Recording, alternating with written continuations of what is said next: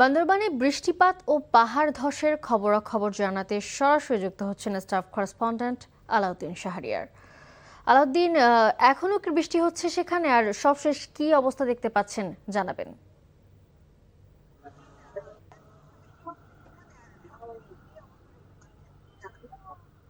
জি মালিহা, এখনো আসলে বৃষ্টি হচ্ছে, তবে সকালবেলায় যে কারেন্ট বৃষ্টি হয়েছিল গতকালের চেয়ে বৃষ্টি সকাল থেকে একটু কম ছিল, কিন্তু গত 24 ঘন্টায় আজ সকাল 9টা পর্যন্ত বান্দরবানে 309 মিলিমিটার বৃষ্টিপাত হয়েছে, যা এর আগের 24 ঘন্টার চেয়ে আসলে দ্বিগুণ বলা চলে।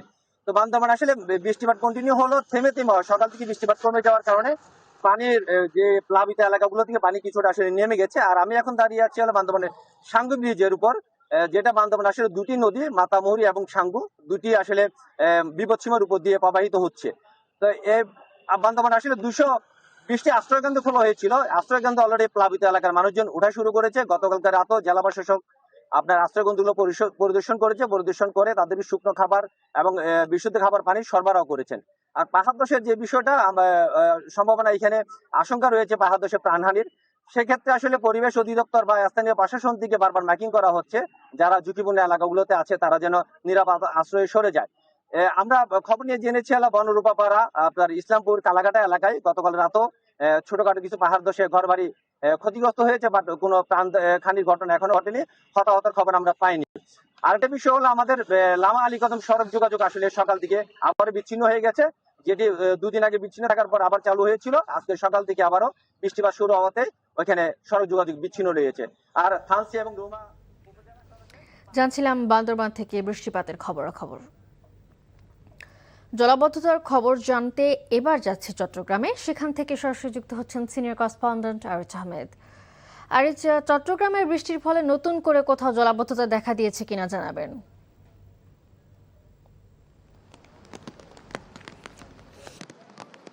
মালিহা, চট্টগ্রামে এই মুহূর্তে বেশ ভারী বৃষ্টিপাত হচ্ছে। এটি গত 4 দিন ধরে চলছে এবং এটি গতকাল সর্বোচ্চ রেকর্ড হয়েছে প্রায় 412 মিলিমিটার। আজকে গত 24 ঘন্টায় প্রায় 237 মিলিমিটার বৃষ্টিপাত রেকর্ড করা হয়েছে। আপনি জানেন যে চট্টগ্রামের সাথে কক্সবাজারের ট্রেন যোগাযোগ বন্ধ হয়ে গেছে।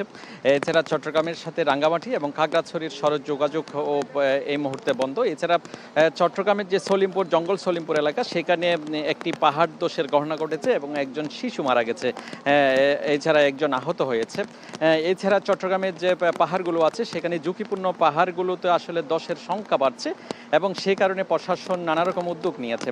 আপনি জানেন যে চট্টগ্রামে এই গত 4 দিনের যে বৃষ্টিপাত এবং এখনো পর্যন্ত ভারী বৃষ্টিপাত হচ্ছে, এই কারণে চট্টগ্রামের নিম্নাঞ্চলগুলো আসলে প্লাবিত হচ্ছে।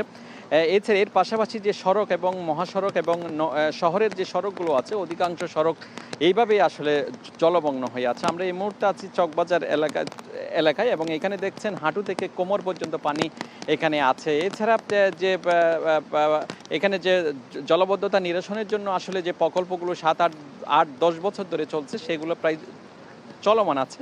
ইতিমধ্যে প্রায় 10,000 কোটি টাকা ব্যয় করা হয়েছে এবং আমাদেরকে যেটা প্রশাসন থেকে বলা হয়েছে, হয়তো আগামী শুষ্ক মৌসুমে এর সুফল পেতে পারে, কিন্তু এর মধ্যে যেভাবে জলবদ্ধতা জলমগ্ন নতুন জায়গা জলমগ্ন হয়ে পড়ছে, আবার নতুন করে বাবার আসলে সময় এসেছে।